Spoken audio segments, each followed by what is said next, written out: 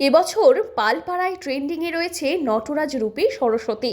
এর সঙ্গে পাল্লা দিচ্ছে কী ধরনের সরস্বতী মূর্তি, জানলেই অবাক হবেন। পালপাড়ায় ক্রমশই বদলে যাচ্ছে পুজোর পছন্দ। হাতে আর মাত্র কয়েকটা দিন, তারপরেই বিদ্যার দেবী বাগদেবী সরস্বতীর আরাধনায় মাতবে বাংলা। সেই উৎসবকে সামনে রেখে এখন ব্যস্ততার চূড়ান্ত পর্যায়ে জলপাইগুড়ির ঐতিহ্যবাহী মৃৎশিল্প কেন্দ্র পালপাড়া।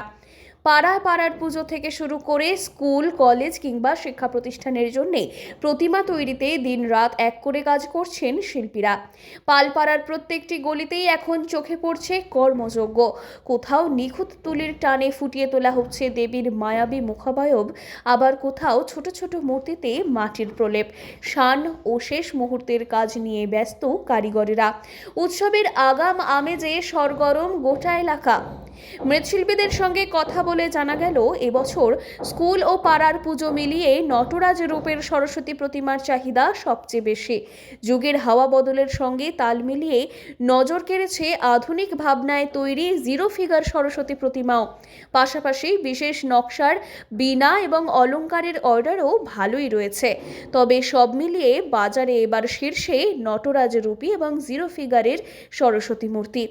কয়েকদিন আগে টানা মেঘলা আবহাওয়ায় কিছুটা চিন্তা থাকলেও রোদের দেখা মেলায় এখন স্বস্তিতে শেষ মুহূর্তের কাজ চালিয়ে যাচ্ছেন মৃৎশিল্পীরা। সরস্বতী পুজোর আগে পালপাড়ার এই ব্যস্ততা উৎসবের আনন্দকে যেন আরও দ্বিগুণ বাড়িয়ে তুলেছে।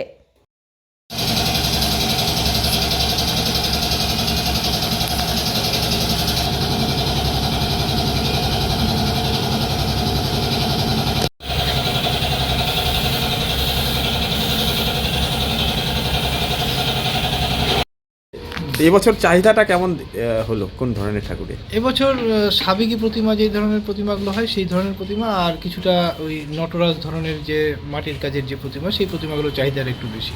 আচ্ছা, আপনাদের কাজ কতটা এগোলো? কাজ অনেকটাই এগিয়ে গেছে।